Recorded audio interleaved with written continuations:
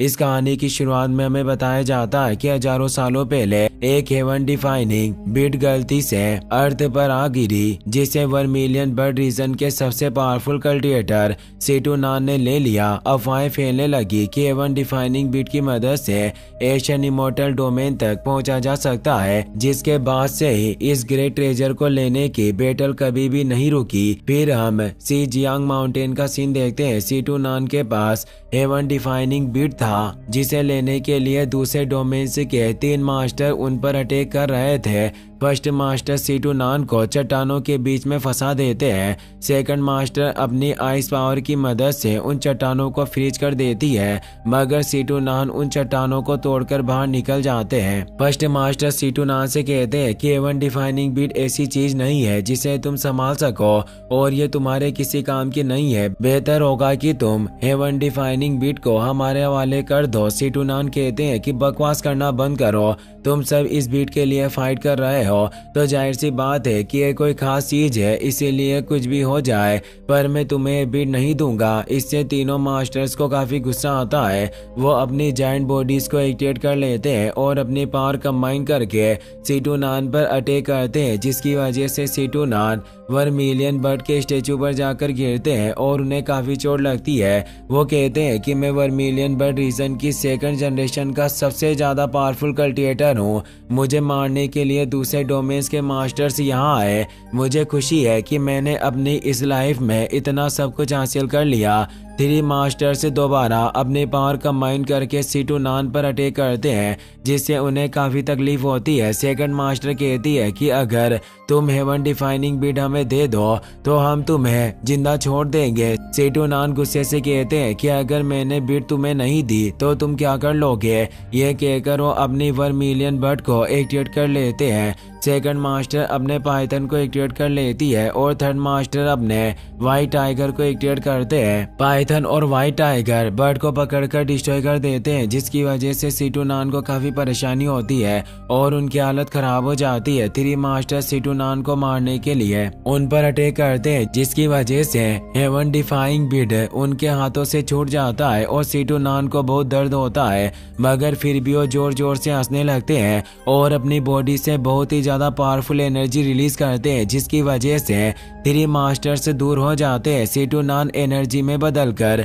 Haven defining bit के अंदर चले जाते हैं। 3 मास्टर हेवन डिफाइनिंग बिट को लेने के लिए आते हैं, पर हेवन डिफाइनिंग बिट उनके हाथ में नहीं आता और जमीन पर जाकर गिर जाता है। ये सीन यही कट हो जाता है और हम 1000 साल बाद वांग फैमिली विलेज का सीन देखते हैं और हमें वांग लिन को दिखाया जाता है, जो अपने पेरेंट्स के पास जाता है। उसके फादर वांग तियांशुई वुडन डॉल बनाने का काम करते थे। तियांशुई वांग लिन से कहते हैं कि 8 टाउन और 8 विलेजेस ने इमोर्टल्स के स्टेचू बनाने के लिए हमें पैसे दिए हैं। 3 दिनों में इमोर्टल असेंबली होने वाली है और हमें उससे पहले इन स्टेचूज को तैयार करना होगा, क्योंकि असेंबली सिर्फ 3 सालों में एक बार रखी जाती है। वांग लिन की मदर टिंगसू उन्हें खाना खाने के लिए बुलाती है। तियांशुई और टिंगसू खाना खाने लगते हैं, लेकिन तभी वांग फैमिली के मेंबर्स वहां जाते हैं। मेंबर तियांशुई से कहता है कि तुमने इस महीने का ब्याज नहीं चुकाया, इसलिए हमें ना चाहते हुए भी तुम्हारे घर से पैसे लेने होंगे। ये कहकर उसका साथी पैसों की थैली ले लेता है। तियांशुई उसे कहते हैं कि ये पैसे मैंने वांग लिन के लिए बचा कर रखे हैं ताकि वो एग्जाम देने के लिए जा सके।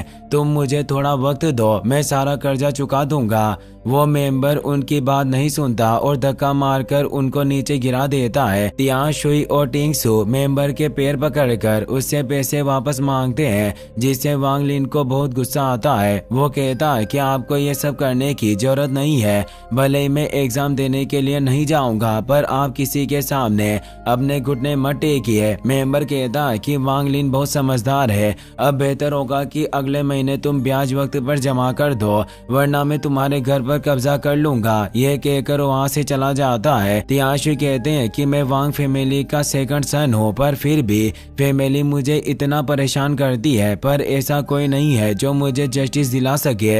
यह कहकर वो रोने लगते हैं। टिंगसू वांग लिन से कहती है कि मुझे अफसोस है कि अगले साल तुम रीजन एग्जाम के लिए नहीं जा पाओगे। हमारी वजह से तुम्हें इतनी परेशानी का सामना करना पड़ रहा है, इसीलिए मैं तुमसे माफी मांगती हूँ। वांग लिन कहता है कि आपको फिक्र करने की जरूरत नहीं है। इससे कोई फर्क नहीं पड़ता कि मैं इस साल रीजन एग्जाम देने के लिए जा पाऊंगा या नहीं। मेरे लिए आप दोनों का खुश रहना जरूरी है। तभी वांग लिन के अंकल तियान तू वहाँ जाते हैं। वो कहते हैं कि आज मैं एक खास चीज के बारे में बात करने के लिए यहाँ आया हूँ। जाओ रीजन का हेंग्यू सेक्ट इमोर्टल कल्टिवेशन के मेजर सेक्ट्स में से एक है। हेंग्यू सेक्ट नए स्टूडेंट्स को सिलेक्ट कर रहे हैं और हमारी वांग फैमिली की तरफ से 3 स्टूडेंट्स हेंग्यू सेक्ट को ज्वाइन कर सकते हैं। ये मेरे लिए बहुत मुश्किल था, मगर फिर भी मैंने वांग लिन को सिलेक्शन में भेजने का इंतजाम कर लिया है। अगर वांग लिन हेंग्यू सेक्ट को ज्वाइन कर लेता है तो कोई भी तुम्हें परेशान करने की हिम्मत नहीं करेगा। ये बात सुनकर वांग लिन खुश हो जाता है, पर उसके पेरेंट्स उदास हो जाते हैं। तियाशुई कहते हैं कि मैं मानता हूँ कि इमोर्टल कल्टिवेशन बहुत ही अच्छा होता है, पर मैंने सुना है कि इमोर्टल कल्टिवेशन में ऐसे भी खतरे आते हैं जिनके बारे में हम सोच भी नहीं सकते। इसलिए मैं वांग लिन को इमोर्टल सेक्ट में नहीं भेज सकता। मैं अपनी वाइफ के साथ मिलकर बहुत सारे वुडन स्टेचूज बनाऊंगा और अगले साल वांग लिन रीजन एग्जाम के लिए भेज दूंगा। जहाँ तक रही कर्जे की बात, भले ही मुझे 10 या 20 साल लगे, पर मैं पूरा कर्जा चुका कर रहूंगा। यह सब बातें सुनकर वांग लिन को बहुत बुरा लगता है। वो अपने पेरेंट्स से कहता है कि पिछले कुछ सालों में मैंने जरा भी आलस नहीं किया है और दिन रात काम किया, पर हमारी फैमिली की किस्मत खराब है जिस वजह से हम आगे नहीं बढ़ पा रहे। अब मैं नहीं चाहता कि दूसरे लोग भी आपको परेशान करे और आपको ये सब बार बार झेलना पड़े। जब हमारी लाइफ इतनी ज्यादा हार्ड है तो मैंने फैसला ले लिया है कि मैं इमोर्टल सेक्ट में जाकर इमोर्टल कल्टिवेशन करूंगा ताकि हम सब खुश रह सके। ये बातें सुनकर उसके पेरेंट्स एकदम चुप हो जाते हैं। वांग लिन कहता है कि मैं प्रॉमिस करता हूँ कि मैं आपको निराश नहीं करूंगा और अब जब मैंने सबसे हार्ड पाथ को चूज कर लिया है तो मैं अपनी जान पर खेलकर कामयाब होकर रहूंगा। यह कहकर अपने घुटनों पर बैठकर अपने पेरेंट्स को रेस्पेक्ट देता है। तियाशुई, टिंगसू और वांग लिन के साथ वांग फैमिली के मेंशन की तरफ चले जाते हैं। वो कहते हैं कि जब हम मेंशन छोड़कर आए थे तो मैंने कभी भी नहीं सोचा था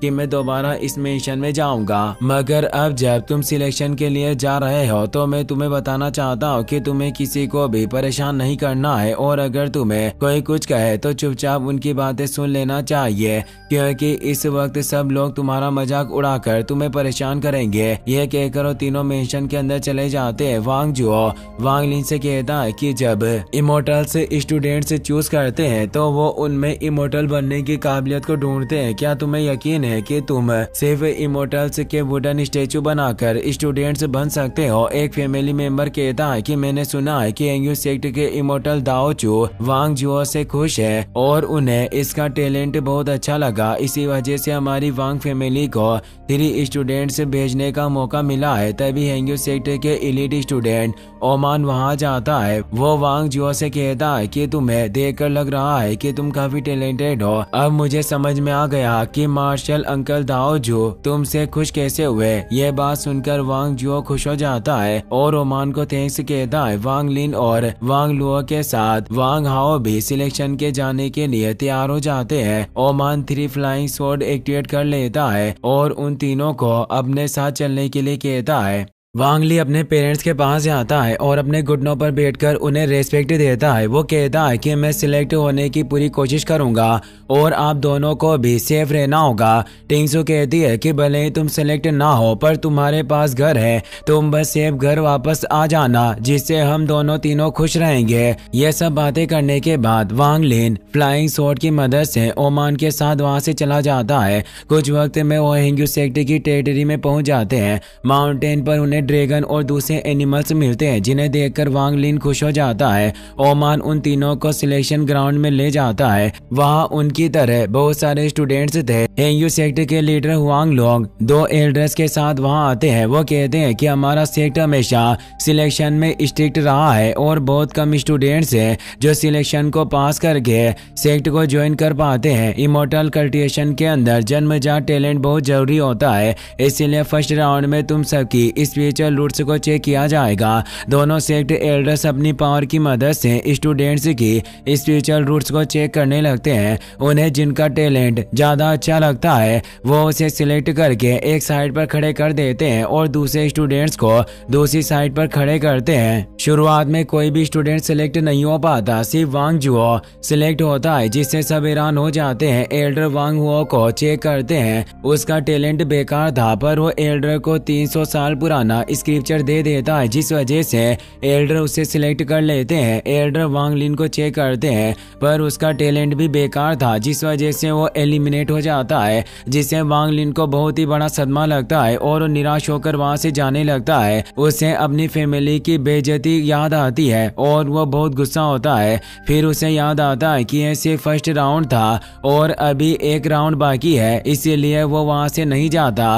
वांग लोंग कहते हैं कि इमोर्टल बनने के लिए जन्मजात टैलेंट होना जरूरी होता है, लेकिन अगर तुम्हारे अंदर बहुत सारी डेडिकेशन है तब भी तुम एक इमोर्टल बन सकते हो। सेकंड राउंड में हेवनली लीडर से पता चलेगा कि तुम्हारे अंदर हेंग्यू सेक्ट का स्टूडेंट बनने की कितनी डेडिकेशन है। तुम्हें हेवनली लीडर का यूज करके सनसेट से पहले इमोर्टल लैंड डिवाइन माउंटेन पर जाना है। अगर तुम सनसेट से पहले डिवाइन माउंटेन पर नहीं पहुंच सके तो तुम सिलेक्शन से बाहर हो जाओगे। अगर ऊपर पहुंच गए तो तुम्हें हेंग्यू सेक्ट का स्टूडेंट बना लिया जाएगा। इसके अलावा अगर तुमने बीच रास्ते में खतरे से डरकर चिल्लाना शुरू कर दिया तो तुम्हें एलिमिनेट कर दिया जाएगा। यह कहकर हेवनली लीडर को एक्टिवेट कर देते हैं। सभी स्टूडेंट्स तेजी से ऊपर चढ़ने लगते हैं। वांग लिन भी बिना वक्त गवाए ऊपर चढ़ जाता है और तेजी से आगे बढ़ने लगता है, पर एक स्टूडेंट उसे धक्का मारकर आगे निकल जाता है। वांग लिन उसे कुछ नहीं कहता और खड़ा होकर आगे बढ़ने लगता है। वांग लिन को धक्का मारकर जाने वाला स्टूडेंट ऊपर जाकर इल्यूजन में फंस जाता है। उसे लगता है कि वो आग से घिरा हुआ है और उसकी बॉडी जल रही थी। वो डरकर जोर जोर से चीखने लगता है और नीचे गिर जाता है, मगर एलईडी स्टूडेंट उसे पकड़कर जमीन पर ले जाता है। इसी तरह बाकी स्टूडेंट्स को भी भ्रम होने लगते हैं और वो लेडर से गिरकर एलिमिनेट हो जाते हैं। ऊपर चढ़ते हुए वांग लिन भी इल्यूजन में फंस जाता है, जिसमें उसके चारों तरफ लावा आ जाता है। धीरे धीरे लावा बढ़ने लगता है और वांग लिन की बॉडी को टच करता है। वांग लिन कहता है कि यह सब एक इल्यूजन है, भले ये इल्यूजन ना हो और मैं अपंग क्यों ना बन जाऊं, पर मैं इस तरह हार नहीं मान सकता। मुझे कुछ भी करके ऊपर जाना होगा। लावा बहुत ज्यादा बढ़ जाता है और वांग लिन पूरी तरह से लावा के अंदर डूब जाता है, मगर फिर भी वो हार नहीं मानता और तैरकर बाहर निकल जाता है, जिसकी वजह से वह इल्यूजन खत्म हो जाता है और वांग लिन इमोर्टल लैंड के सामने पहुंच जाता है। मगर इमोर्टल लैंड तक पहुंचने का कोई रास्ता नहीं था और वहां एक खाई थी। उस खाई को देखकर वांग लिन निराश हो जाता है और उसे कोई उम्मीद नहीं दिखती। तभी उसकी नजर रकी स्टोन पर पड़ती है, जिस पर लिखा था कि तुम्हें पूरी डेडिकेशन के साथ कोशिश करनी होगी। यह बात पढ़कर वांग लिन अपनी आंखें बंद कर देता है और पूरी डेडिकेशन के साथ आगे बढ़ता है, जिसकी वजह से वो हवा में चलने लगता है। वो इनविजिबल सीढ़ियों को छोड़कर तेजी से होली लैंड के पास जाता है, मगर उसके सामने एक बैरियर आ जाता है, जिसकी वजह से वो होली लैंड पर नहीं पहुंच पाता। वांग लिन के लाख कोशिश करने के बाद भी वो बैरियर ओपन नहीं होता, जिससे वांग लिन को बहुत ही ज्यादा गुस्सा आता है। वो कहता है कि मैं इतने करीब आ गया तो आखिरकार अब तुमने मुझे रिजेक्ट कैसे कर दिया। एक एल्डर कहते हैं कि तुम्हारा वक्त खत्म हो गया है। मैं मानता हूँ कि तुम्हारे पास डेडिकेटेड हार्ट है, पर इस हार्ट के साथ तुम ग्रेट वे के तरीकों के साथ नहीं रह सकते। यह बात सुनकर वांग लिन निराश हो जाता है और वहां से जाने लगता है, लेकिन वो दोबारा तेजी से होली लैंड में जाने की कोशिश करता है, पर बैरियर की फोर्स की वजह से वो दूर एक केव में जाकर गिरता है और बेहोश हो जाता है। अचानक हेवन डिफाइंग बीट उस केव के अंदर आ जाता है। बीट की डिवाइन एनर्जी की वजह से वांग लिन के सारे घाव ठीक हो जाते हैं और उसे होश आ जाता है। वांग लिन हेवन डिफाइंग बीट को टच करता है, जिसकी वजह से बीट एक्टिवेट हो जाता है और वांग लिन बीट के ड्रीम स्पेस में पहुंच जाता है। ड्रीम स्पेस के अंदर उसे सीटू नान की नेसेंट सोल मिलती है, जिसे देखकर वांग लिन हैरान हो जाता है, पर उसे कुछ समझ में नहीं आता। सीटू नान जोर जोर से हंसने लगते हैं और कहते हैं कि मेरी फिजिकल बॉडी डिस्ट्रॉय हो चुकी है और मेरे नेसेंट सोल 1000 साल से हेवन डिफाइंग बीट के अंदर कैद है, पर आज आखिरकार मैं यहाँ से आजाद हो जाऊंगा। आज मैं तुम्हारी बॉडी को अपने कंट्रोल में कर लूंगा। यह कहकर डिवाइन एनर्जी से ट्रांसफॉर्म होकर वांग लिन की बॉडी के के अंदर जाते हैं, जिसकी वजह से वांग लिन की सोल उसकी बॉडी से बाहर निकल जाती है, पर किसी वजह से उसकी सोल दोबारा बॉडी के अंदर चली जाती है, जिस वजह से सीटू नान अपनी नेसेंट सोल को उसकी बॉडी में नहीं रख पाते और बाहर निकल जाते हैं। इससे वो हैरान हो जाता है और उन्हें बहुत गुस्सा आता है। वो दोबारा अपनी नेसेंट सोल को वांग लिन की बॉडी में डालने की कोशिश करते हैं, मगर इससे कोई फर्क नहीं पड़ता। वो सिर्फ बार बार उसकी बॉडी के अंदर जाकर बाहर निकल जाते हैं, जिससे वो निराश हो जाते हैं। वो कहते हैं कि मैंने 1000 साल इंतजार किया, मगर फिर भी मैं तुम जैसे मॉर्टल की बॉडी को अपने कंट्रोल में नहीं कर पा रहा। आखिरकार ऐसा कैसे हो सकता है? यह कहकर सीटू नान सोचते हैं कि एवन डिफाइंग बिड अपनी मर्जी से इस लड़के को चूज किया है। इसका जन्मजात टैलेंट बहुत कमजोर है। अगर मैंने इसके पावरफुल बनने के बाद यहाँ से बाहर निकलने का इंतजार करूँ तो इतने वक्त में 1 मिलियन बर्ड रीजन पूरी तरह से डिस्ट्रॉय हो जाएगा और मैं कुछ नहीं कर पाऊंगा। वांग लिन कहता है कि मैं इमोर्टल बनना चाहता हूँ, क्यों ना कल्टिवेशन करने में आप मेरी मदद करें और पावरफुल बनने के बाद मैं आपको यहाँ से आजाद कर दूंगा। सीटू नान कहते हैं कि तुम्हारा जन्मजात टैलेंट बहुत कमजोर है, तुम कितनी भी कोशिश क्यों ना कर लो पर एक इमोर्टल नहीं बन पाओगे। इससे वांग लिन को काफी गुस्सा आता है। वो कहता है कि भले ही मैं एक नॉर्मल टैलेंट के साथ पैदा हुआ हूँ, पर इसका मतलब ये नहीं है कि मेरी डेस्टिनी भी नॉर्मल होगी। सीटू नान कहते हैं कि अगर तुम्हें अपने ऊपर इतना ही भरोसा है तो खुद आगे बढ़ने के बारे में सोचो। ये कहकर वो वांग लिन को ड्रीम स्पेस से बाहर निकाल देते हैं। हेंग्यू सेक्ट के स्टूडेंट्स जांग क्वांग और तियान शुई वांग लिन को ढूंढ लेते हैं और उसे सेक्ट में वापस लेकर जाते हैं। वांग लिन को सही सलामत देखकर टिंगसू खुश हो जाती है और उसे हक करती है। मास्टर सुन दाजू वांग लिन से कहता है कि सेक्ट लीडर को तुम्हारा डेडिकेशन बहुत अच्छा लगा, इसीलिए उन्होंने तुम्हें सेक्ट स्टूडेंट बना लिया है। ये बात सुनकर वांग लिन थोड़ा निराश हो जाता है, क्योंकि वो अपने पेरेंट्स को छोड़कर नहीं जाना चाहता था, पर तियान शुई उसे जबरदस्ती जांग क्वांग के साथ वहां से भेज देते हैं। जांग क्वांग वांग लिन को सेक्ट में लेकर आ जाता है। वो बताता है कि इमोर्टल सेक्ट में स्टूडेंट्स के ड्रेस कलर से उनकी रैंक तय की जाती है। व्हाइट कलर ड्रेस वाले स्टूडेंट्स सबसे हाई रैंक के होते हैं, उनके बाद रेड ड्रेस और येलो ड्रेस वाले स्टूडेंट्स होते हैं। अभी तुम ग्रे ड्रेस स्टूडेंट हो, इसीलिए तुम्हें इनर सेक्ट स्टूडेंट में नहीं गिना जाएगा। तुम्हें अपनी रैंक बढ़ाकर इनर सेक्ट में आना होगा। यह सब बताकर वो वांग लिन को दूसरे ग्रे ड्रेस स्टूडेंट के पास छोड़कर चला जाता है। ग्रे ड्रेस स्टूडेंट को येलो ड्रेस स्टूडेंट शू लांग संभालता है। जांग हो वांग लिन से कहता है कि मैं जानता हूँ कि शुरुआत में तुम्हें यहाँ काफी अजीब लग रहा होगा, पर तुम्हें फिक्र करने की जरूरत नहीं है। अगर तुम्हें कोई चीज समझ में ना आए तो तुम मुझसे पूछ सकते हो। शू लांग स्टूडेंट को टास्क टोकन देकर कहता है कि कल से तुम्हें ये टास्क पूरे करने हैं। अगर कोई भी 7 दिनों के अंदर अपना टास्क पूरा नहीं कर पाया तो मैं एल्डर को उसके बारे में बताऊंगा और उसे सेक्ट से निकाल दिया जाएगा। वांग लिन को रेड टोकन मिलता है, पर उसे रेड टोकन के बारे में कुछ भी नहीं पता था। वो शू लांग से पूछता है कि क्या टास्क पूरा करने के बाद मैं कल्टिवेशन कर सकता हूँ। ये बात सुनकर सारे स्टूडेंट जोर जोर से हंसने लगते हैं। शू लांग कहता है कि क्या तुम्हें सच में ऐसा लग रहा है कि तुम रेड टास्क को पूरा कर पाओगे? लगता है कि अभी तुम्हें इसके बारे में कुछ नहीं पता, जिस वजह से तुम ऐसी बातें कर रहे हो। यह कहकर वहां से चला जाता है। रात में वांग लिन जांग हू से पूछता है कि आखिरकार किसी भी स्टूडेंट ने रेड टास्क टोकन क्यों नहीं लिया, जबकि उस टास्क में कुछ पॉट के अंदर पानी भरना है। जांग हू कहता है कि तुम्हें कल पता चल जाएगा कि कोई भी स्टूडेंट रेड टास्क क्यों नहीं लेना चाहता। अगली सुबह वांग लिन अपने टास्क के लिए चला जाता है। वहाँ उसे बहुत बड़े बड़े पॉट मिलते हैं, जिन्हें उसे 7 दिन के अंदर पानी से पूरा भरना है।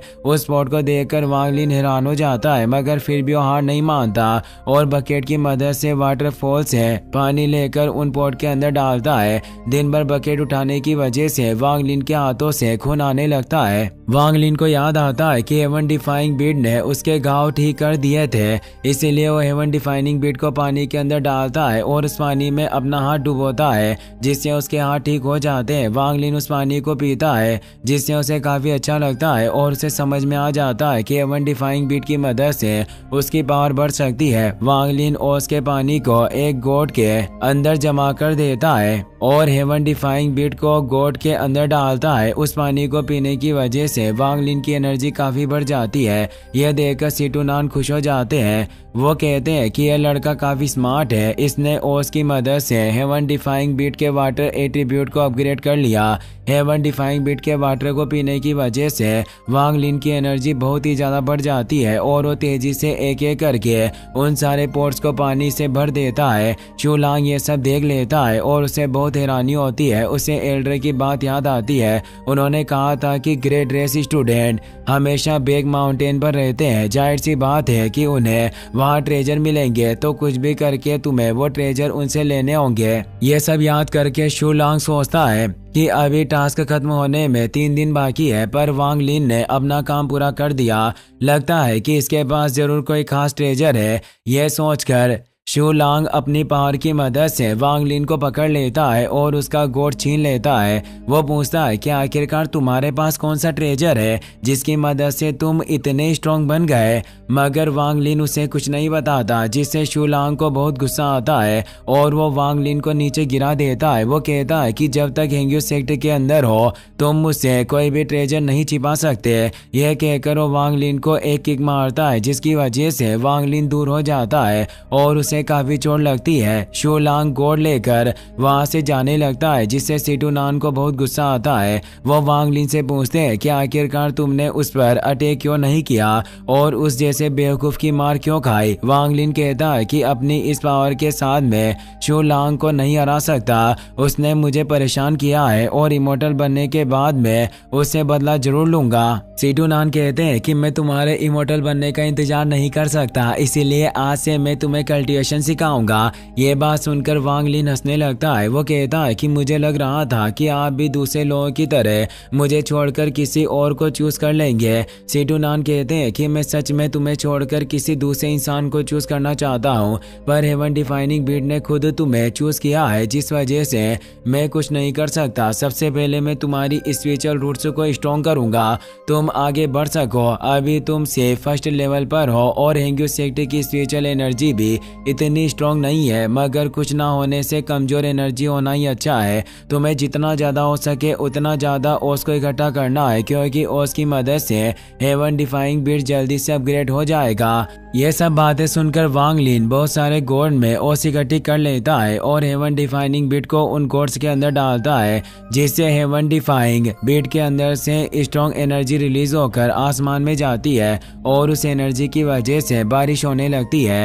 हेवन डिफाइनिंग बीट बारिश की बूंदों को जमीन पर गिरने से पहले ही अपने अंदर एजो कर लेता है, जिससे वो दोबारा अपग्रेड हो जाता है। वांग लिन ड्रीम स्पेस के अंदर जाकर कल्टिवेशन करने लगता है। सीटू नान कहते हैं कि कल्टिवेशन के पहले स्टेप में 7 रियल्म होती है, जिसमें quick condensation, foundation establishment, core formation, nascent soul, god transformation, soul transformation और एसेंडेंट है। तुम्हें सबसे पहले क्विक कंडेंसेशन को कल्टिवेट करना है। हेवन डिफाइनिंग बीट के अंदर के 10 घंटे बाहरी दुनिया के 1 घंटे के बराबर है, तो तुम ज्यादा वक्त तक यहाँ रहकर कल्टिवेशन कर सकते हो, क्योंकि बीट के अंदर टाइम 10 गुना तेजी से चलता है। ये सब बातें सुनकर वांग लिन कल्टिवेशन करने लगता है, जिससे आसपास की एनर्जी उसकी बॉडी में एजो होने लगती है। 6 महीने बाद सुनदाजू स्टूडेंट चूज के लिए ग्रेट रेस स्टूडेंट के पास आता है। शूलांग बताता है कि कुछ दिनों में प्रोफाउंड दाओ सेक्ट के स्टूडेंट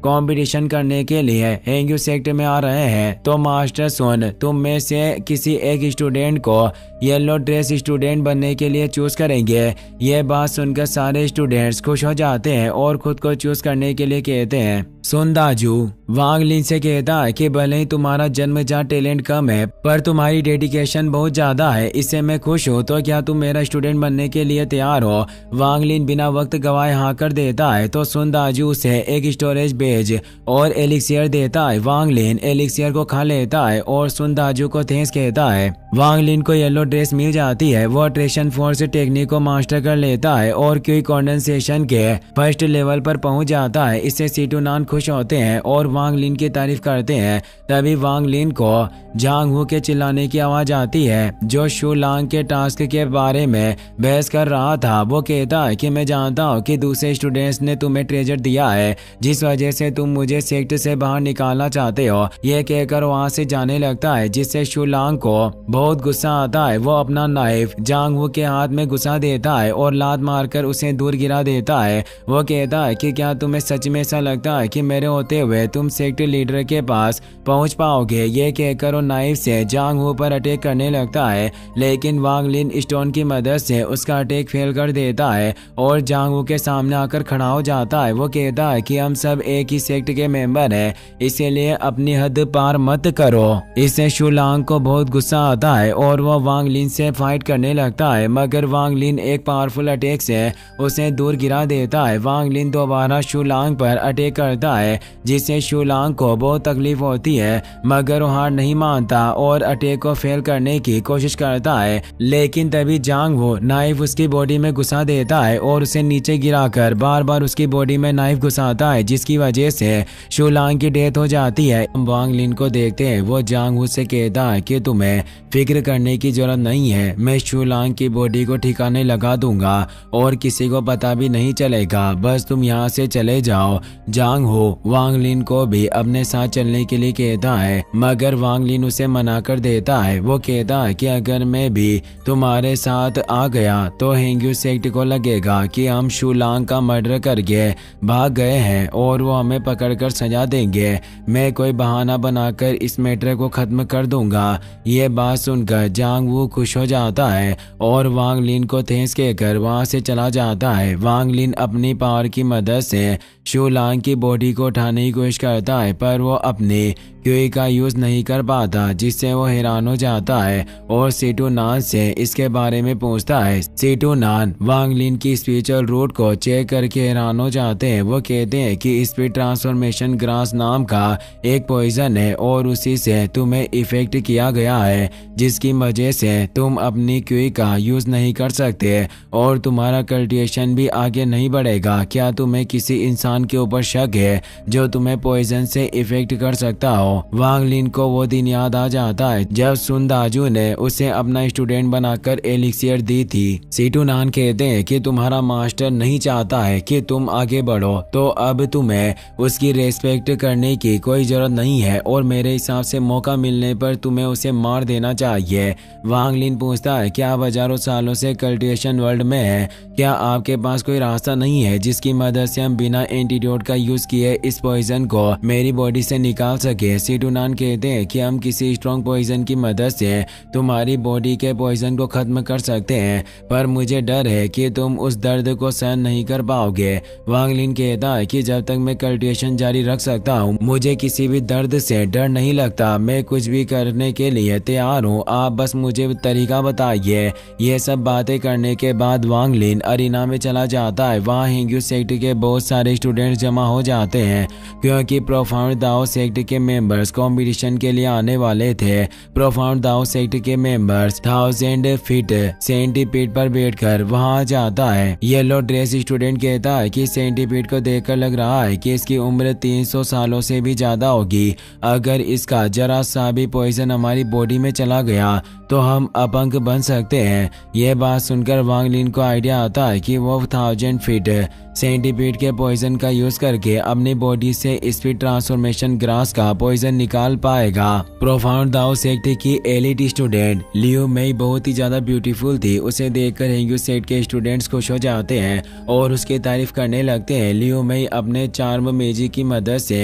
हेंग्यू सेक्ट के स्टूडेंट को अपनी ब्यूटी का दीवाना बना देती है, जिस वजह से वो अपने माइंड को कंट्रोल नहीं कर पाते। लेकिन तभी एल्डर दाओजू वहां जाते हैं और अपने एक ही अटैक में लियो मेई का चार्म मैजिक फेल कर देते हैं, जिसकी वजह से हेंग्यू सेक्ट के स्टूडेंट जमीन पर गिर जाते हैं। लियो मेई वांग लिन को देखकर सोचती है कि मैं वाटर स्पिरिचुअल रूट के साथ पैदा हुई हूँ और मेरे लेवल का कोई भी कल्टिवेटर मेरी चार्म पावर से नहीं बच सकता। इस स्टूडेंट का कल्टिवेशन सिर्फ क्यूई कंडेंसेशन के फर्स्ट लेवल पर पहुंचा है, पर फिर भी इसे मेरी चार्म पावर से कोई फर्क नहीं पड़ा। मुझे समझ में नहीं आ रहा है कि ऐसा कैसे हो सकता है। एल्डर दाओ जो पूछते हैं कि आखिरकार प्रोफाउंड दाओ सेक्ट के स्टूडेंट कब से 9 स्ट्रीम्स चार्मिंग जैसी टेक्निक को प्रैक्टिस करने लगे हैं। ये सच में बहुत शर्म की बात है। गुलई कहता है कि मेरी student pure water spiritual root के साथ पैदा हुई है, उसे कोई चार्म टेक्निक प्रैक्टिस करने की जरूरत नहीं है। तुम्हारे सेट के स्टूडेंट कमजोर है, जिस वजह से वो इतनी आसानी से उसके चार्म में फंस गए। एल्डर ओयांग दाओ कहते हैं कि हेंग्यू सेक्ट के स्टूडेंट्स की स्पिरिचुअल रूट में 5 एलिमेंट्स मिक्स हैं। लगता है कि दाओ जू को इसके बारे में नहीं पता, जिस वजह से वो ये सब बातें कर रहा है। ये कहकर वो दोनों हंसने लगते हैं, जिससे दाओ जू को काफी गुस्सा आता है। तभी हुआंग लोंग वहाँ जाते हैं। उन्हें देखकर एल्डर ओयांग और गुलई चुप हो जाते हैं। दोनों उन्हें रेस्पेक्ट देते हैं। हुआंग लोंग कहते हैं कि तुम सब बहुत दूर से आए हो, तो बेहतर होगा कि ये सब बकवास छोड़कर आराम करने पर ध्यान दो। और जहाँ तक रही हेंग्यू सेक्ट के स्टूडेंट की पावर की बात, उसके बारे में तुम्हें कंपटीशन में पता चल जाएगा। ये बात सुनकर दोनों प्रोफाउंड दाओ सेक्ट के एल्डर्स हुआंग लोंग के साथ चले जाते हैं। एल्डर दाओ जू वांग जुओ को प्रोफाउंड दाओ सेक्ट के स्टूडेंट्स को रूम में ले जाने के लिए ऑर्डर देते हैं। वांग जुओ वांग लिन को 1000 फीट सेंटीपीड को खाना खिलाने का ऑर्डर देता है, जिससे वांग लिन खुश हो जाता है। सीडू नान अपनी पावर की मदद से वांग लिन की बॉडी का पॉइजन कमजोर कर देते हैं, जिसकी वजह से वांग लिन कुछ वक्त तक अपनी स्पिरिचुअल पावर का यूज कर सकता था। वांग लिन 1000 फीट सेंटीपीड के सामने एक डियर को भेज देता है और सेंटीपीड उसे पकड़कर खा जाता है। वांग लिन ने डियर की बॉडी में पॉइजन डाला था, जिसकी वजह से सेंटीपीड बेहोश हो जाता है। इसका फायदा उठाकर वांग लिन एक बोतल के अंदर सेंटीपीड का पॉइजन इकट्ठा कर लेता है और बोतल लेकर वहां से जाने लगता है। लेकिन तभी सेंटीपीड को होश आ जाता है और उसे वांग लिन पर बहुत गुस्सा आता है। सेंटीपीड उसे मारने के लिए उसके पीछे भागता है। वांग लिन तेजी से क्लिफ से कूद जाता है और अपनी अट्रैक्शन टेक्निक की मदद से दूसरी क्लिफ पर चला जाता है। क्लिफ पर बैरियर बना हुआ था, जिस वजह से सेंटीपीड उसके पास नहीं आ पाता और वांग लिन की जान बच जाती है। वो ड्रीम स्पेस में जाकर सेंटीपीड के पॉइजन को पी जाता है, जिसकी वजह से स्पीड फाउंडेशन ग्रास का पॉइजन खत्म हो जाता है। मगर इससे वांग लिन को भी काफी तकलीफ होती है, पर फिर भी वो हार नहीं मानता और बैठकर कल्टिवेशन करने लगता है, जिसकी वजह से उसकी पावर तेजी से बढ़ने लगती है। सीटूनान कहते हैं कि अगर तुम मर गए तो मुझे दोबारा सैकड़ों सालों तक अकेला रहना पड़ेगा, इसीलिए तुम्हें ज्यादा जोखिम उठाने की जरूरत नहीं है। तुम बस शांति से अपनी स्किल्स का यूज करो। ये बात सुनकर वांग लिन शांति से कल्टिवेट करने लगता है, जिसकी वजह से वो ब्रेक थ्रू करते हुए फर्स्ट लेवल से 4th लेवल पर पहुंच जाता है। अचानक वो बहुत सारे ब्रेक थ्रू करके क्यूई कंडेंसेशन के 14 लेवल पर पहुंच जाता है, जिससे सीटूनान के होश उड़ जाते हैं। वांग लिन पूछता है कि आखिरकार मैंने अचानक 14 लेवल पर ब्रेक थ्रू कैसे कर लिया। सीटूनान बताते हैं कि सेंटीपीड के पॉइजन ने तुम्हारी बॉडी पर लगे रेस्ट्रिक्शन को खत्म कर दिया। तुमने पहले जितनी भी स्पिरिचुअल एनर्जी को एब्जॉर्ब किया, वो सारी एनर्जी एक साथ तुम्हारी बॉडी में रिलीज हुई, जिसकी मदद से तुम 14 लेवल पर पहुंच गए। तभी प्रोफाउंड दाओ सेक्ट के स्टूडेंट वहां जाते हैं। उन्हें देखकर वांग लिन चौंक जाता है और पूछता है कि आखिरकार ऐसा क्या हो गया जो तुम सब यहाँ आ गए हो। एक स्टूडेंट कहता है कि तुम ऐसा बर्ताव कर रहे हो जैसे तुम्हें कुछ भी पता ही नहीं है, पर हम जानते हैं कि तुम्हारी वजह से ही हमारे 1000 फीट सेंटीपीड की एनर्जी अचानक से कम हो गई। वांग लिन कहता है कि जब मैंने सेंटीपीड को खाना खिलाया तो वो एकदम सही था। मुझे नहीं पता है कि अचानक से इतना अजीब बर्ताव क्यों कर रहा है, और मैं सच कह रहा हूँ, मुझे इसके बारे में कुछ भी नहीं पता। इससे उस स्टूडेंट को बहुत गुस्सा आता है और वो वांग लिन पर अटैक कर देता है, लेकिन सुनदाजू अपने एक ही अटैक में उसे दूर फेंक देता है। इससे गुस्सा होकर प्रोफाउंड दाओ सेक्ट के स्टूडेंट्स अपनी पावर एक्टिवेट कर लेते हैं। सुनदाजू कहता है कि इस वक्त तुम हेंग्यू सेक्ट के अंदर हो और कुछ ही वक्त में कंपटीशन शुरू होने वाला है। अगर तुमने अभी से सेक्ट स्टूडेंट को चोट पहुंचाने की कोशिश की तो प्रोफाउंड दाओ सेक्ट की रेपुटेशन कम होगी। ये बात सुनकर सीनियर स्टूडेंट को काफी गुस्सा आता है, पर वो अपने जूनियर्स को लेकर वहां से चला जाता है। वांग लिन सुनदाजू को मदद के लिए थैंक्स कहता है। सुनदाजू कहता है कि तुम मेरे स्टूडेंट हो, मेरे होते हुए दूसरे सेट के स्टूडेंट तुम्हें परेशान नहीं कर सकते, पर मुझे समझ में नहीं आ रहा है कि तुम अभी तक क्यूई कंडेंसेशन के फर्स्ट लेवल पर क्यों हो। वांग लिन सोचता है कि अच्छा हुआ कि मास्टर सीटू ने मुझे अपने कल्टिवेशन को छिपाने की टेक्निक सिखा दी, वरना मैं खतरे में पड़ सकता था। सुन दाजू को मेरे कल्टिवेशन के बारे में पता नहीं चला, यानी किसी स्टूडेंट को भी इसके बारे में पता नहीं चलेगा। ये सोचकर वांग लिन सुन दाजू से कहता है कि मेरा जन्मजात टैलेंट काफी कमजोर है, जिस वजह से मैं अपने कल्टिवेशन को आगे नहीं बढ़ा पा रहा, पर मैं प्रॉमिस करता हूँ कि जल्द ही अपना लेवल बढ़ा लूंगा। सुन दाजू सोचता है कि वांग लिन को देखकर लगता है कि वो सच बोल रहा है, पर असल में वो बहुत चालाक है। मैं यकीन के साथ नहीं कह सकता कि शुलांग की डेथ में इसका हाथ नहीं होगा, मगर कुछ भी हो, जैसे ही वांग लिन क्विक कंडेंसेशन रियल्म के थर्ड लेवल पर आएगा, मैं सोल सर्च की मदद से इसके पास का वो खास ट्रेजर छीन लूंगा। वांग लिन सुन दाजू को चाय पिलाता है। अगले दिन दोनों सेट्स के स्टूडेंट्स कंपटीशन के लिए अरीना में आ जाते हैं। वांग लिन के पेरेंट्स भी कंपटीशन देखने के लिए वहां आते हैं। लुओ है सेक्ट की स्टूडेंट ली मुआन अपने साथी स्टूडेंट ली की किंग से कहती है कि हमारे लुओ है सेक्ट में इस तरह के कंपटीशन नहीं होते। की किंग कहता है कि हमारे पास कुछ वक्त है, तुम यहाँ रुककर कंपटीशन देख सकती हो। हमारे मास्टर को पिल रिफाइनिंग के लिए दाओ सोर्स फ्रूट की जरूरत है और प्रोफाउंड दाओ सेक्ट के पास वो फ्रूट है। खुशी की बात है कि प्रोफाउंड दाओ सेक्ट के मेंबर्स मास्टर को जानते हैं, जिसकी वजह से उन्होंने हमारे लिए ग्रेट एरे एक्टिवेट किया, वरना हम कभी भी यहाँ नहीं आ पाते। मुआन कहती है कि यहाँ से कल्टिवेटर्स एक दूसरे को मारने के लिए कल्टिवेशन करते हैं, जो पिल रिफाइनिंग, वेपन रिफाइनिंग और डीमंस को मारने का काम करते हैं। किंग कहता है कि जब से तुम पैदा हुई हो तुमने किसी भी परेशानी का सामना नहीं किया, जिस वजह से तुम्हें पता नहीं है कि दुनिया में कैसे रहा जाता है। मुझे उम्मीद है कि तुम ज्यादा ट्रेवल करोगी, जिससे तुम्हें इस दुनिया का असली सच पता चलेगा। वांग लोंग ड्रैगन पर बैठकर अरीना में आ जाते हैं और कंपटीशन शुरू कर देते हैं। जांग क्वांग अरीना में जाकर प्रोफाउंड दाओ सेक्ट के स्टूडेंट को फाइट का चैलेंज देता है। प्रोफाउंड दाओ सेक्ट का स्टूडेंट जो पेंग अरीना में आ जाता है और बिना इंट्रोडक्शन दिए अपने पाइथन से जांग क्वांग पर अटैक कर देता है। जांग क्वांग अपनी लोटस स्वॉर्ड की मदद से पाइथन को रोकने की कोशिश करता है, पर इससे कोई फर्क नहीं पड़ता, तो जांग क्वांग अपनी क्रेन बर्ड से उस पर अटैक कर देता है, मगर पाइथन क्रेक को डिस्ट्रॉय कर देता है और जांग क्वांग को उठाकर दूर फेंक देता है, जिसकी वजह से वो बेहोश होकर जमीन पर गिर जाता है, जिससे सब हैरान हो जाते हैं और उन्हें पता चल जाता है कि जो पेंग क्विक कंडेंसेशन रियल्म के 13 लेवल पर है और वो प्रोफाउंड दाओ सेक्ट का चीफ स्टूडेंट है। इससे एल्डर दाओ चू को बहुत गुस्सा आता है। एल्डर ओयांग कहते हैं कि तुम्हें गुस्सा होने की जरूरत नहीं है, हम नहीं चाहते थे कि इस बार भी तुम्हारे स्टूडेंट बुरी तरह से घायल हो, इसीलिए हम सिर्फ चीफ स्टूडेंट को फाइट के लिए लेकर आए हैं। अगर तुम्हारे किसी भी स्टूडेंट ने जो पेंग को हरा दिया तो तुम्हारा हेंग्यू सेक्ट ये कॉम्पिटिशन जीत जाएगा। ये बात सुनकर की किंग कहता है कि मुझे यकीन नहीं हो रहा है कि प्रोफाउंड दाओ सेक्ट ने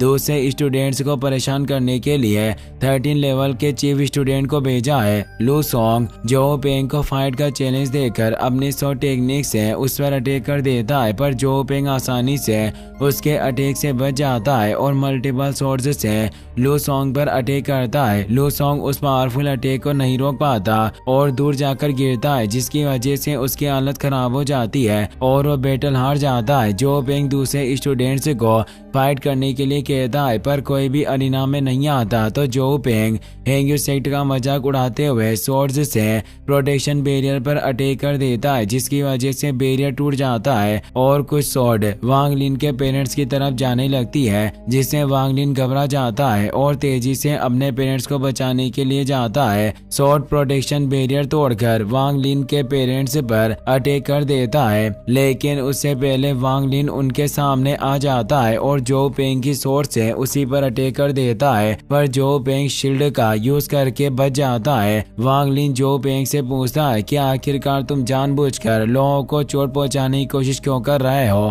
पर जोई पेंग उसकी बातों का जवाब नहीं देता और अपने रेंडिंग ईगल क्लॉ से वांग लिन पर अटैक करने के लिए जाता है।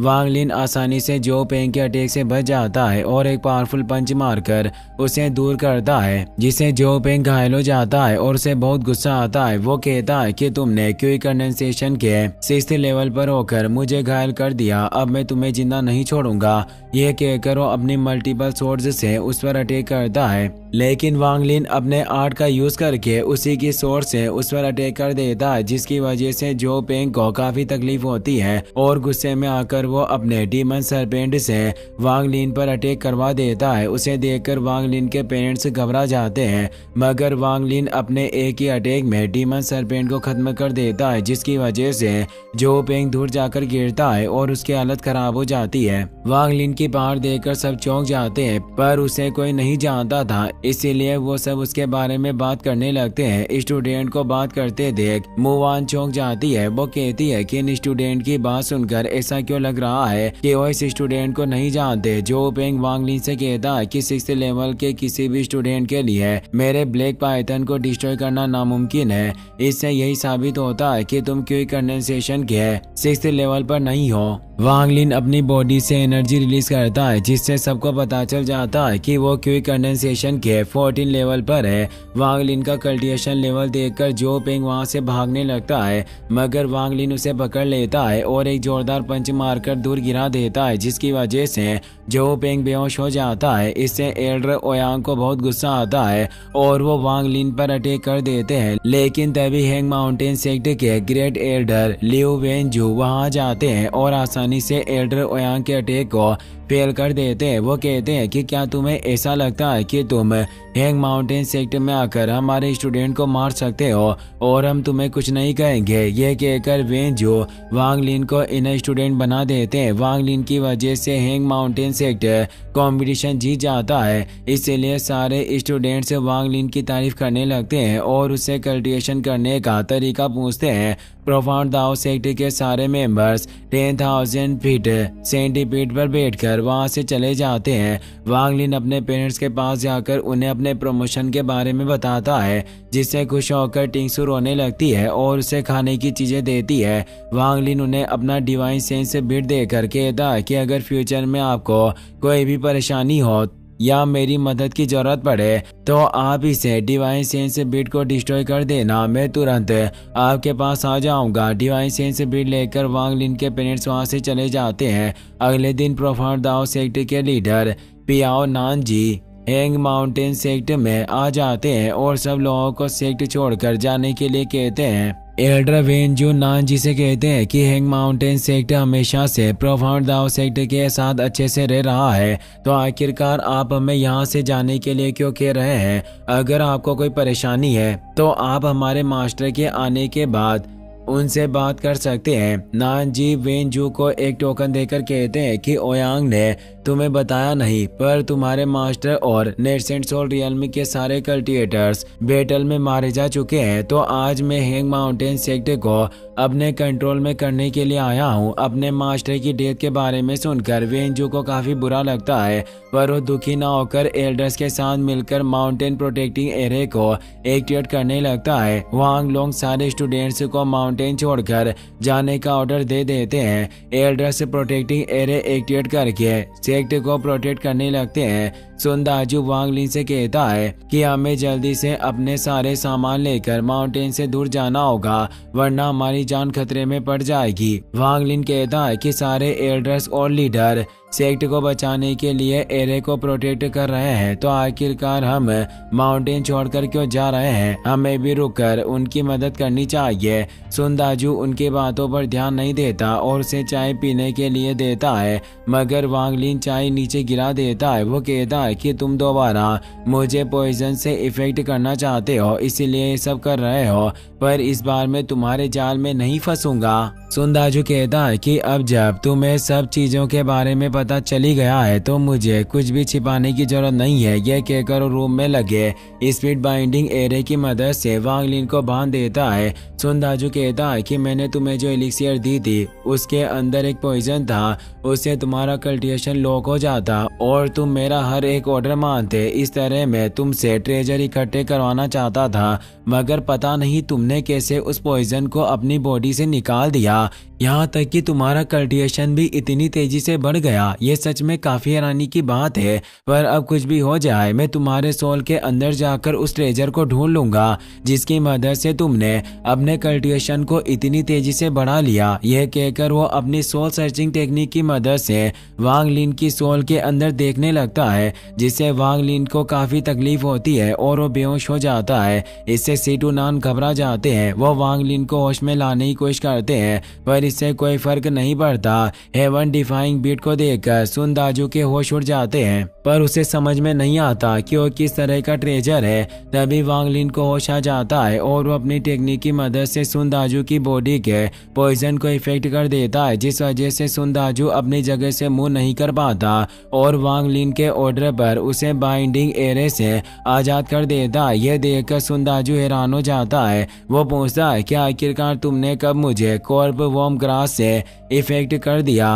वांग लिन कहता है कि जैसे मुझे शक हुआ कि शूलांग तुम्हारे ऑर्डर पर काम कर रहा है, तो मैंने तुम्हारी चाय में कॉर्प वॉर्म ग्रास का पॉइजन डालकर तुम्हें इफेक्ट कर दिया। मैंने सोचा कि अगर तुम मुझ पर अटैक नहीं करोगे तो मैं तुम्हें छोड़ दूंगा, पर तुमने मेरे ऊपर अटैक करके मुझे मारने की कोशिश की, तो अब मैं तुम्हें जिंदा नहीं छोड़ सकता। यह कहकर वांग लिन सुन दाजू के सिर पर अटैक करता है, जिसकी वजह से वो जमीन पर गिर जाता है और उसकी डेथ हो जाती है। दूसरी तरफ नानजी जायंट रॉक की मदद से माउंटेन प्रोटेक्टिंग एरे पर अटैक कर देते हैं। वेंजू एरे को स्ट्रॉन्ग बनाने की कोशिश करते हैं, पर नानजी नेसेंट सोल रियल्म में थे और उनके अटैक की वजह से एरे में क्रैक पड़ने लगते हैं। वांग लोंग वेंजू से कहते हैं कि मुझे नहीं लगता है कि अब आप एरे को प्रोटेक्ट कर पाएंगे, इसीलिए अब यह काम मुझ पर छोड़ दीजिए। ये कहकर वो अपने ड्रैगन की मदद से जायंट रॉक को डिस्ट्रॉय करने की कोशिश करते हैं, पर इससे कोई फर्क नहीं पड़ता।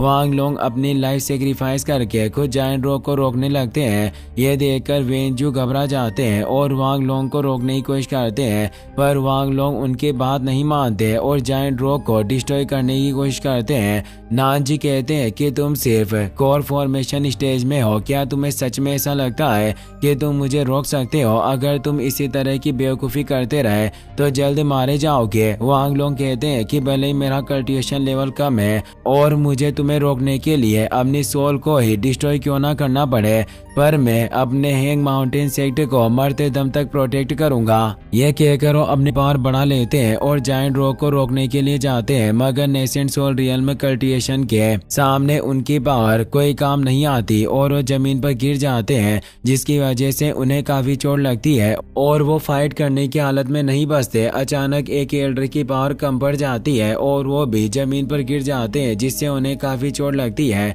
यह देखकर जांग क्वांग को बहुत गुस्सा आता है। वो कहता है कि हैंग माउंटेन सेक्टर ने मुझे 20 सालों तक संभाला और कल्टिवेशन करने का मौका दिया, भले ही आज मुझे अपनी जान क्यों ना देनी पड़े, पर मैं माउंटेन को प्रोटेक्ट करके रहूंगा। ये कहकर वो प्रोटेक्टिंग एरे को पावर देकर स्ट्रॉन्ग बनाने की कोशिश करता है। जांग क्वांग को देखकर बाकी स्टूडेंट भी मोटिवेट हो जाते हैं और अपनी पावर कंबाइन करके एरे को स्ट्रॉन्ग बनाने की कोशिश करते हैं। इससे नानजी को काफी गुस्सा आता है और जायंट रॉक की पावर बढ़ाकर एरे पर अटैक करते हैं, जिसकी वजह से प्रोटेक्टिंग एरे डिस्ट्रॉय हो जाता है और सेक्टर के मेंबर्स घायल हो जाते हैं। नानजी कहते हैं कि तुम अपने सेक्टर को प्रोटेक्ट नहीं कर सके तो बेहतर होगा कि तुम इसे छोड़कर चले जाओ, मैं तुम्हें चोट नहीं पहुंचाना चाहता। वेंजू के पास कोई रास्ता नहीं था, इसीलिए वो सारे स्टूडेंट्स को लेकर वहां से जाने लगते हैं। नानजी वहां आ जाते हैं और स्टूडेंट से कहते हैं कि अगर आज तुम प्रोफाउंड दाओ सेक्ट ज्वाइन कर लेते हो तो सेक्ट की तरफ से तुम्हें बहुत सारी मेडिसिन और एलिक्सियर्स दिए जाएंगे। ये बात सुनकर बहुत सारे students profound Dao sect join करने के लिए चले जाते हैं, जिससे वेंजू को बहुत बुरा लगता है, पर वो स्टूडेंट्स को जबरदस्ती अपने साथ नहीं रखना चाहते थे, इसीलिए उन्हें छोड़कर एल्डर्स के साथ वहां से चले जाते हैं। ये सब देखकर वांग लिन सोचता है कि एक जनरेशन सेक्ट पल भर में डिस्ट्रॉय हो गया। अब मुझे समझ में आ रहा है कि कल्टिवेशन वर्ल्ड में सिर्फ पावरफुल लोग ही जिंदा रह सकते हैं। यह सोचकर वांग लिन सीटू नाथ से कहता है कि मुझे जल्दी से फाउंडेशन स्टेबलाइजेशन स्टेज पर पहुंचने में मदद कीजिए ताकि मैं खुद अपनी डेस्टिनी को कंट्रोल कर सकूं। यह बात सुनकर सीटू नाथ खुश हो जाते हैं। फिर हम 4 साल बाद वांग लिन को देखते हैं। वो माउंटेन फूट की केव में बैठकर कल्टिवेशन कर रहा था। प्रोफाउंड दाओ सेक्ट के 2 स्टूडेंट्स ब्लैक क्रिस्टल बिस्ट पकड़ने के लिए माउंटेन फुट पर जाते हैं। चेंग हाओ अपने डिवाइन सेंस की मदद से ब्लैक क्रिस्टल बिस्ट ढूंढने लगता है। तभी उसे माउंटेन टॉप पर बहुत ही पावरफुल ऑरा महसूस होता है, जिससे वो डर जाता है और कहता है कि मुझे नहीं पता था कि सीनियर यहाँ कल्टिवेशन कर रहे हैं, वरना मैं यहाँ कभी नहीं आता। वांग लिन अपनी बॉडी से पावरफुल ऑरा रिलीज करके कहता है कि जल्दी यहाँ से चले जाओ, वरना जिंदा नहीं बच पाओगे। ये बात सुनकर चेंग हाओ और शो फेंग वहां से भाग जाती है। उनके जाते ही वांग लिन केव से बाहर निकलता है और अब वो क्योंकि कंडेंसेशन स्टेज के 15 लेवल पर पहुंच गया था, वो तेजी से वहां से चला जाता है। फिर अब हम माइटी आर्म्ड एस्कॉर्ट ग्रुप को देखते हैं। वो डोंग फैमिली के लिए खास सामान लेकर तियानशुई सिटी की तरफ जा रहे थे। रास्ते में उन्हें वांग लिन मिलता है तो एस्कॉर्ट लीडर लिऊ सेन अपने साथी यान सेन को वांग लिन से बात करने के लिए भेजता है।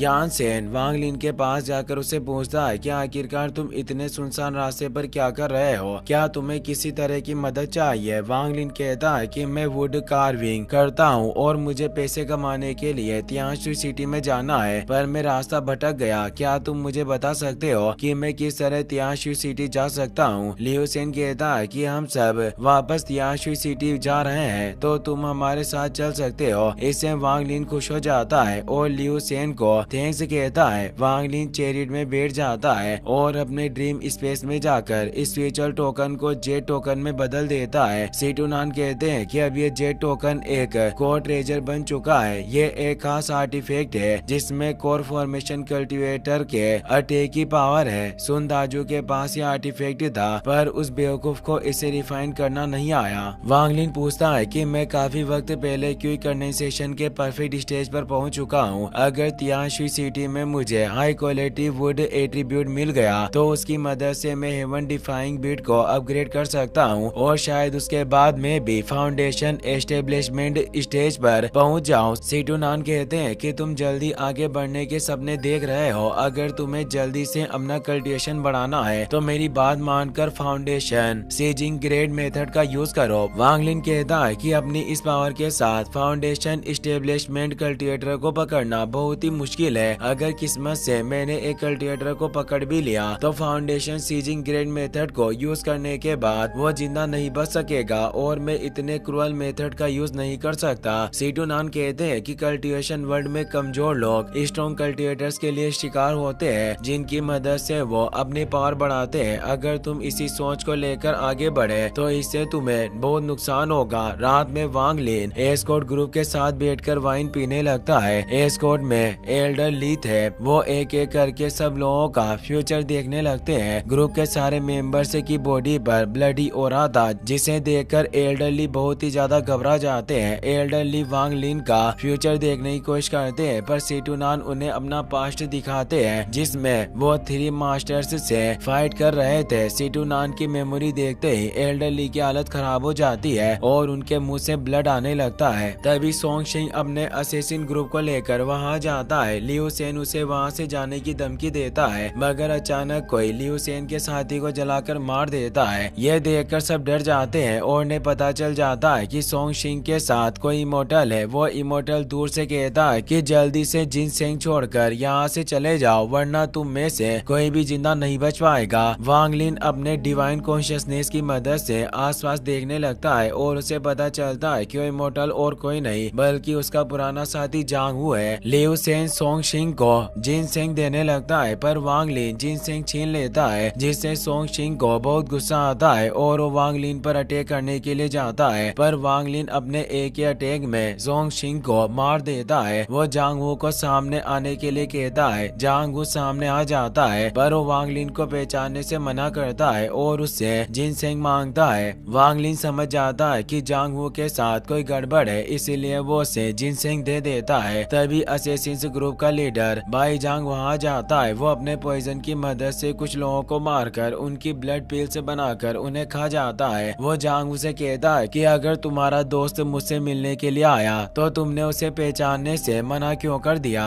जांगवू कहता है कि मैंने आज से पहले इस शख्स को कभी नहीं देखा। भाईजान कहता है कि अगर ये तुम्हारे दोस्त नहीं है तो मैं इसे मार सकता हूँ। ये क्यूई कंडेंसेशन के 8 स्टेज पर है। इसका ब्लड पीने के बाद मेरा कल्टिवेशन काफी आगे बढ़ जाएगा। जांगवू कहता है कि अगर आप इसे मारना चाहते हैं तो मैं इसे खत्म करने में आपकी मदद करूंगा। ये कहकर वांग लिन पर अटैक करने के लिए जाता है, लेकिन भाई जांगवू से रोक देता है और उसका हाथ चेक करता है। जांगवू के हाथ में डिवाइन मूवमेंट स्पेल था जो वो वांग लिन के ऊपर लगाने वाला था ताकि वांग लिन अपनी जान बचाकर वहां से भाग सके। भाई जांग को इसके बारे में पता चल जाता है और वो एक अटैक करके जांगवू को दूर गिरा देता है। जांगवू भाई जांग से माफी मांगकर वांग लिन को जिंदा छोड़ने की रिक्वेस्ट करता है। भाई जांगवू की बॉडी के पॉइजन को एक्टिवेट कर देता है जिससे जांगवू को बहुत दर्द होता है। भाई जांग कहता है कि तुम इसकी भागने में मदद करना चाहते हो पर इस वक्त तुम्हारी खुद की हालत खराब है। तुम्हें इसकी फिक्र छोड़कर खुद पर ध्यान देना चाहिए। सेटुनान वांग लिन से कहते हैं कि आदमी तुम्हारी तरह क्यूई कंडेंसेशन के परफेक्ट स्टेज पर है तो तुम इस पर सुनदाजू के स्टोरेज बैग से मिले ट्रेजर इस्तेमाल कर सकते हो। यह बात सुनकर वांग लिन अपने वीव को एक्टिवेट कर लेता है। भाई जांग भी अपनी फ्लाइंग ग्रीन शॉट की मदद से वांग लिन पर अटैक करता है पर वांग लिन आसानी से उसके अटैक से बच जाता है। इससे भाई जांग हैरान हो जाता है। वो कहता है कि तुम क्यूई कंडेंसेशन के 8 स्टेज पर नहीं हो पर इससे भी कोई फर्क नहीं पड़ता कि तुम फाउंडेशन एस्टेब्लिशमेंट पर हो क्योंकि तुम मेरी फ्लाइंग शॉट से बचकर नहीं जा सकते।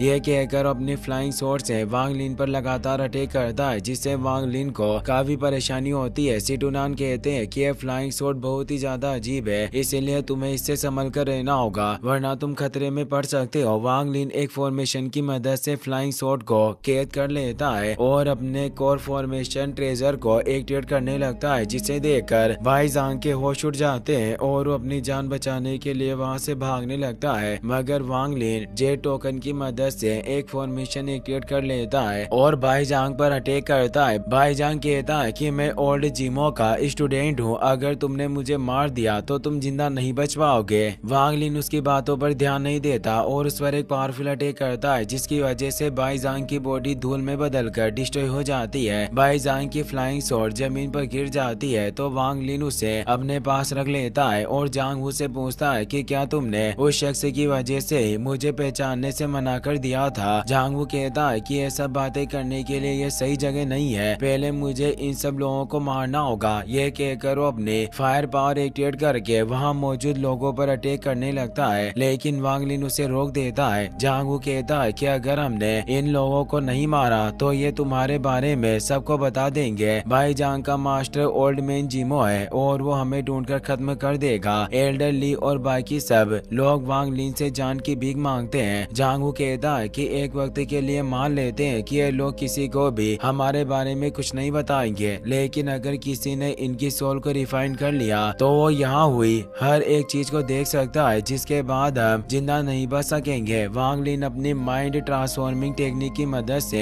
एस्कॉर्ट ग्रुप और असैसिन्स की मेमोरी को मिटा देते हैं जिससे उन्हें वहाँ हुई कोई भी चीज याद नहीं रहती। वांग लिन और जांगवू माउंटेन पर जाकर वाइन पीने लगते हैं। वांग लिन कहता है कि हमें जल्दी से कोई सुनसान जगह ढूंढनी होगी ताकि मैं इस फ्लाइंग शॉट को रिफाइन करके अपना आर्टिफैक्ट बना सकूं क्योंकि अगर कभी हमारी जान खतरे में हुई तो इसकी मदद से हम जिंदा बच सकेंगे। जांगवू कहता है कि पास में टेंग फैमिली सिटी है, मैं वहाँ कुछ दिनों के लिए छिपने के बारे में सोच रहा हूँ, अगर तुम्हें कोई परेशानी ना हो तो हम दोनों साथ में वहाँ रह सकते हैं। Wang Lin Teng family city के बारे में पूछता है। जांगवू बताता है कि Teng family city Teng clan के कंट्रोल में है। Clan patriarch nascent soul realm में है इसलिए जाओ रीजन में कोई भी उन्हें परेशान करने के बारे में नहीं सोच सकता। सिटी के अंदर कोई भी अपने पर्सनल मैटर को लेकर फाइट नहीं कर सकता। आउटसाइडर से कुछ स्पीड स्टोन्स देकर सिटी में रह सकते हैं। मैं यकीन के साथ कह सकता हूँ कि ओल्ड जिमो भी टेंग फैमिली सिटी में कोई परेशानी खड़ी करने की कोशिश नहीं करेगा। ये सब बातें करते हुए वो दोनों टेंग फैमिली सिटी के मेन गेट पर पहुंच जाते हैं। तभी वहाँ फाउंडेशन एस्टेब्लिशमेंट कल्टिवेटर आता है। जांगवू बताता है कि यह कॉर्प इंसेक्ट का मेंबर है। वर्मिलियन बर्ड प्लेनेट के हर रीजन में कॉर्प इंसेक्ट की ब्रांच है तो बेहतर होगा कि तुम कभी भी कॉर्प इंसेक्ट के मैटर में ना पड़ो।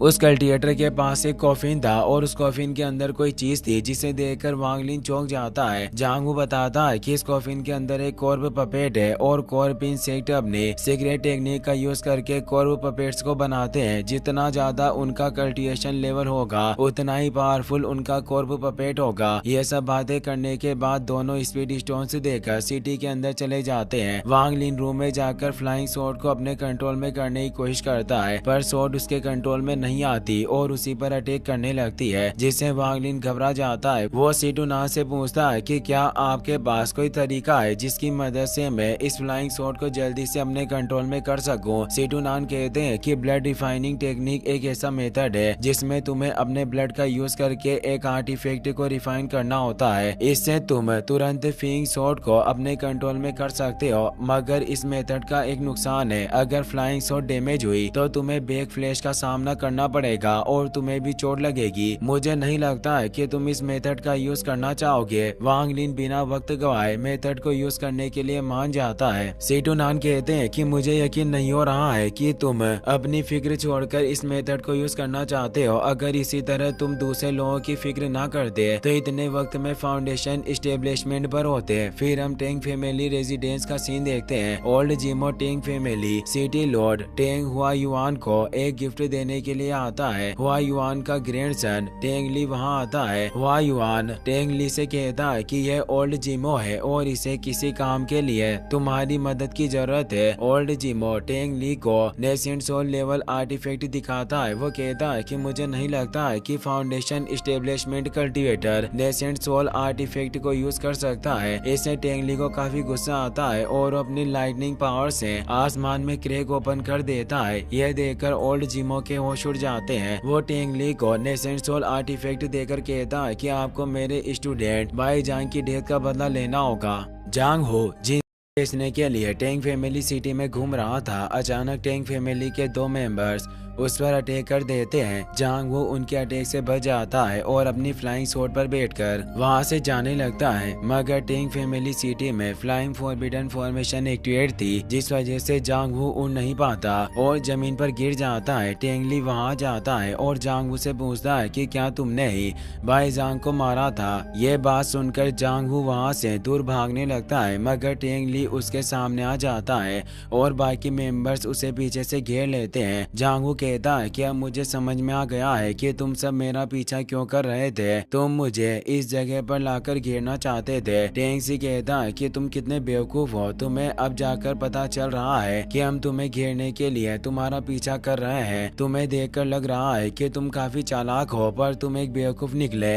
ये कहकर वो जांगवू के सामने आ जाता है, जिससे जांगवू घबरा जाता है। वो पूछता है कि आखिरकार तुम कौन हो और मेरा पीछा क्यों कर रहे हो। टेंगली कहता है कि अभी तुम्हें मेरे बारे में कुछ नहीं पता, पर कुछ ही वक्त में मैं तुम्हें मारने वाला हूँ, जिसके बाद तुम्हें सारी चीजें पता चल जाएगी। इसने जांगवू को बहुत गुस्सा आता है और वो अपने फायर एक्टिवेट करके टेंग ली पर अटैक कर देता है। दूसरी तरफ सिटुनान वांगलिन को ब्लड रिफाइनिंग टेक्निक सिखा देते हैं, तो वांगलिन अपना ब्लड निकाल कर फ्लाइंग स्वॉर्ड में डालता है, जिसकी वजह से फ्लाइंग स्वॉर्ड तेजी से इधर उधर उड़ने लगती है। वांगलिन अपने विंड आर्ट की मदद से उसे पकड़ने की कोशिश करता है, पर स्वॉर्ड बहुत तेजी से मूव कर रही थी, जिससे वांगलिन को उसे कंट्रोल करने की काफी परेशानी होती है, मगर फिर भी वो हार नहीं मानता और अपनी पावर बढ़ाकर उसे शांत करता है। ब्लड रिफाइनिंग मेथड की वजह से फ्लाइंग स्वॉर्ड शांत हो जाती है और वांगलिन के ऑर्डर मारने लगती है। यह देखकर वांगलिन खुश हो जाता है। वो कहता है कि मैं यकीन के साथ कह सकता हूँ कि यह फ्लाइंग स्वॉर्ड एक और ट्रेजर है। सिटुनान कहते हैं कि तुम सही समझ रहे हो, यह स्वॉर्ड एक हाई ग्रेड कोर ट्रेजर है, पर इसे यूज करते हुए तुम्हें संभल कर रहना होगा, क्योंकि ब्लड रिफाइनिंग मेथड की वजह से इस फ्लाइंग स्वॉर्ड के साथ तुम्हारा लाइफ बॉन्ड बन चुका है। अब अगर स्वॉर्ड डैमेज हुई तो तुम्हें भी चोट पहुंचेगी। अचानक टेंग फैमिली के मेंबर्स वांगलिन के रूम के बाहर आ जाते हैं। होटल मैनेजर उन्हें रोकने की कोशिश करता है, पर उसे धक्का देकर आगे बढ़ जाते हैं। वांगलिन अपने डिवाइन कॉन्शियसनेस की मदद से उन्हें देख लेता है और विंडो विंडो की मदद से रूम से बाहर निकल जाता है। टेंग फैमिली मेंबर्स भी उसका पीछा करने लगते हैं। वांग लिन सोचता है कि आखिरकार ये सब क्या हो रहा है। अचानक टेंग फैमिली के मेंबर्स मुझे मारने के लिए मेरा पीछा क्यों कर रहे हैं। यह सोचकर वो अटैक करके पिलर को रास्ते में गिरा देता है, जिस वजह से टेंग फैमिली मेंबर्स आगे नहीं बढ़ पाते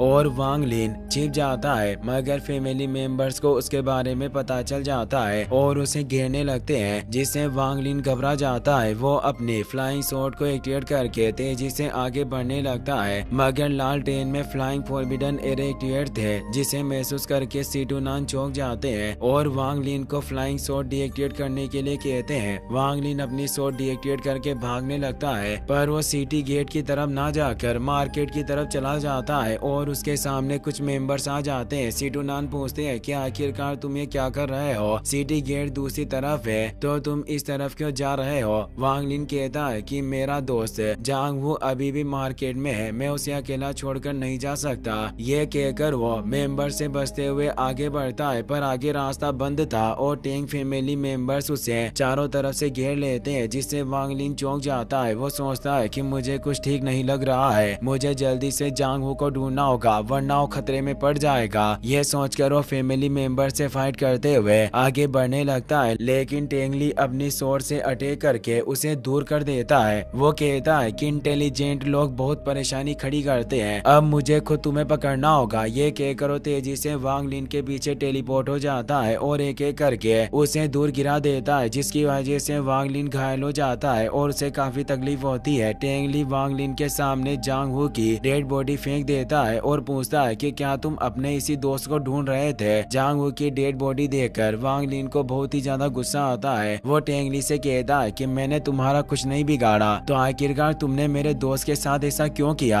टेंगली कहता है कि मुझे तुम्हारे दोस्त को मारने में कोई दिलचस्पी नहीं है, बस मुझे इसे मारने का टास्क मिला था और मैं अपना काम पूरा कर रहा हूँ। वांग लिन कहता है कि मैं जानता हूँ कि ओल्ड जिमो ने ही तुम्हें जांग वू को मारने का ऑर्डर दिया था। टेंगली कहता है कि तुम्हें फिक्र करने की जरूरत नहीं है, कुछ वक्त बाद में तुम्हें भी तुम्हारे दोस्त के पास भेज दूंगा, उसके बाद तुम दोनों आराम से एक साथ रहना। ये कहकर वो अपने high grade core treasure flying shot को एक्टिवेट कर लेता है। लिन भी अपनी फ्लाइंग शॉट से उस पर अटैक करता है, पर टेंगली आसानी से उसे दूर कर देता है। वो कहता है कि मुझे उम्मीद नहीं थी कि तुम्हारे पास भी एक हाई ग्रेड कोर ट्रेजर होगा, तुम्हारी फ्लाइंग शॉट काफी अच्छी है और तुम्हारे मरने के बाद मैं इसे अपने पास रखूंगा। ये कहकर वो अपनी फ्लाइंग शॉट की मदद से वांग लिन पर अटैक करता है। वांग लिन अपनी फ्लाइंग शॉट की मदद से टेंगली का ध्यान भटका देता है और आटे का एक बोरा उसकी तरफ फेंक देता है। टेंगली अपनी शॉट की मदद से बोर को डिस्ट्रॉय कर देता है और हर तरफ आटा हो जाता है। इस मौके का फायदा उठाकर वांग लिन अपने पैरों पर डिवाइन मूवमेंट स्पेल लगा लेता है और तेजी से वहाँ से भागने लगता है। इससे टेंगली को बहुत गुस्सा आता है। वो अपनी फ्लाइंग शॉट की मदद से वांग लिन का पीछा करने लगता है। टेंगली टेंग फैमिली सिटी का यंग सिटी लॉर्ड था, जिस वजह से उसे फ्लाइंग शॉट यूज करने की मनाही नहीं थी। वो अपने लाइटनिंग शॉट की मदद से वांग लिन पर अटैक करता है। वांग लिन अपने गॉड से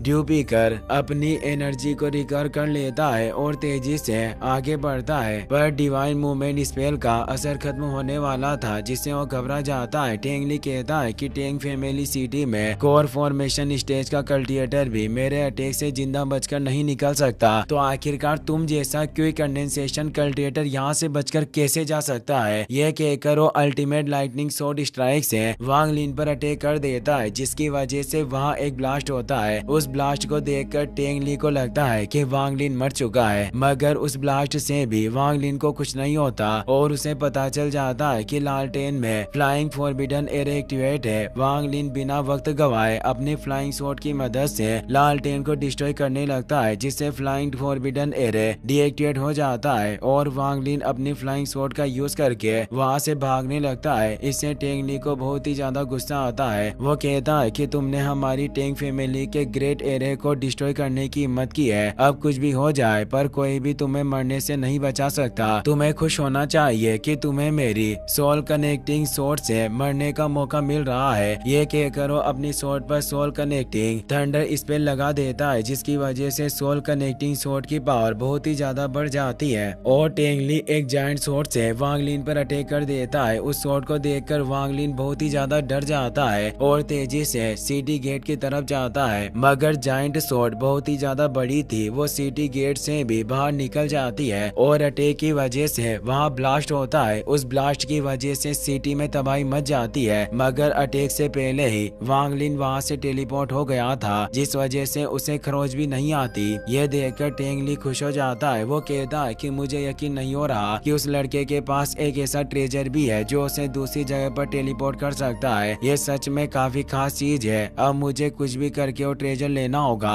यह कहकर वो तेजी से वांग लिन का पीछा करने लगता है। सीटू नान वांग लिन को बताते हैं कि वो sword nascent soul level artifact था। मैं तुम्हें बचाने के लिए सिर्फ दूर टेलीपोर्ट ही कर सकता हूँ। वांग लिन अचानक अपनी फ्लाइंग स्वॉर्ड से टेंग ली पर अटैक कर देता है। टेंग ली अपने नेसेंट सोल आर्टिफैक्ट की मदद से उसे रोकने की कोशिश करता है, पर फिर भी फ्लाइंग स्वॉर्ड टेंग ली के चेहरे पर कट लगा देती है, जिससे टेंग ली को बहुत ही ज्यादा गुस्सा आता है। टेंग ली के नेसेंट सोल आर्टिफैक्ट को देखकर सीटू नान चौंक जाते हैं। वो कहते हैं कि मुझे यकीन नहीं हो रहा है कि उसके पास प्रोफाउंड गोल्ड हार्ट शिलिंडिंग मिरर है, जो एक नेसेंट सोल प्रोटेक्टिव आर्टिफैक्ट है। टेंग ली फ्लाइंग स्वॉर्ड पर एक पावरफुल अटैक कर देता है, जिस वजह से स्वॉर्ड डैमेज हो जाती है और स्वॉर्ड के डैमेज होने की वजह से वांग लिन को काफी तकलीफ होती है।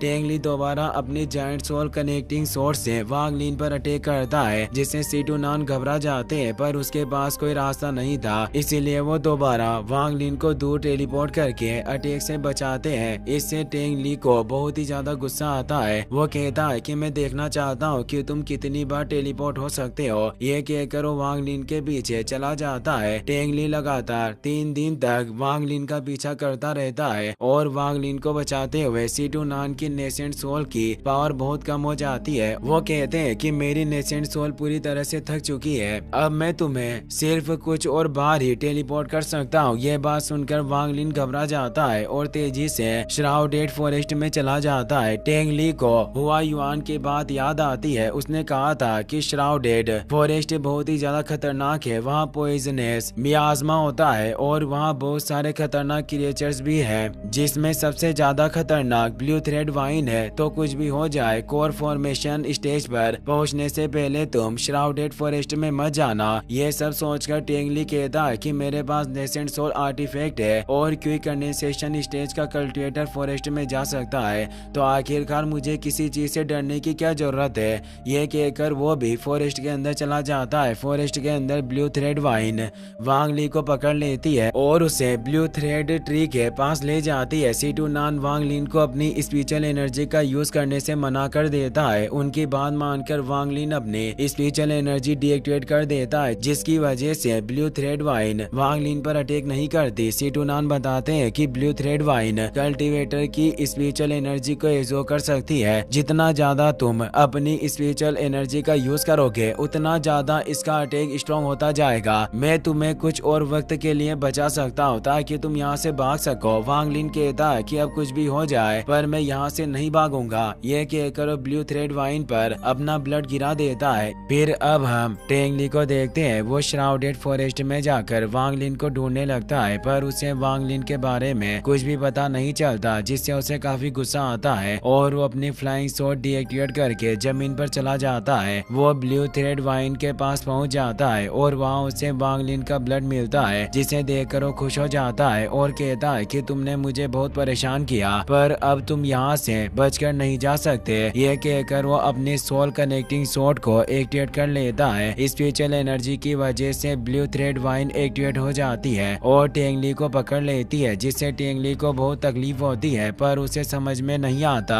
कि उसके साथ क्या हो रहा है। वो कहता है कि मैं जानता हूँ कि ये सब तुमने मुझे फंसाने के लिए किया है, पर कुछ भी हो जाए मैं तुम्हारे जाल में नहीं फंसूंगा और तुम्हें मार कर रहूंगा। यह कहकर अपनी जायंट सोल कनेक्टिंग स्वॉर्ड से ब्लू थ्रेड वाइन पर अटैक करता है, जिसकी वजह से सारी वाइन्स टेंग ली की बॉडी से दूर हो जाती है। वो दोबारा टेंग ली पर अटैक करने के लिए आती है, तो टेंग ली अपने गोल्ड हार्ट शील्डिंग मिरर को एक्टिवेट कर लेता है और उसकी मदद से वाइन्स से बचने की कोशिश करता है, मगर इससे भी कोई फर्क नहीं पड़ता और वाइन्स टेंग ली को पकड़ लेती है। मौके का फायदा उठाकर वांग लिन अपनी फ्लाइंग स्वॉर्ड से शील्डिंग मिरर पर अटैक कर देता है। वो लगातार मिरर पर अटैक करता है, जिसकी वजह से मिरर डिस्ट्रॉय हो जाता है और वहाँ एक बहुत बड़ा ब्लास्ट होता है। उस ब्लास्ट की वजह से टेंग ली बुरी तरह से घायल हो जाता है और उसे बहुत गुस्सा आता है। वो कहता है कि तुमने मेरे खिलाफ साजिश रचने की कोशिश की, अब मैं तुम्हें नहीं छोड़ूंगा। जैसे ही तुम मेरी पकड़ में आओगे मैं तुम्हें दुनिया की हर एक पनिशमेंट दूंगा जिससे तुम्हें दर्द पहुंचे और तुम कुछ ना कर सको। उसके बाद मैं तुम्हारी सोल को रिफाइन करूंगा जब तक पूरी तरह से मर नहीं जाते। सेटू नान वांग लिन से कहते हैं कि तुम्हें फिक्र करने की जरूरत नहीं है, इस बच्चे के पास तुमसे 1000 गुना ज्यादा इन्हें टैलेंट और ट्रेनिंग है, पर इसने कभी भी मुश्किलों का सामना नहीं किया। इसे जिस भी चीज की जरूरत थी इसे वो चीज मिल गई। अगर इसके पास ये खास आर्टिफैक्ट नहीं होते तो मैं यकीन के साथ कह सकता हूँ कि अब तक मर चुका होता,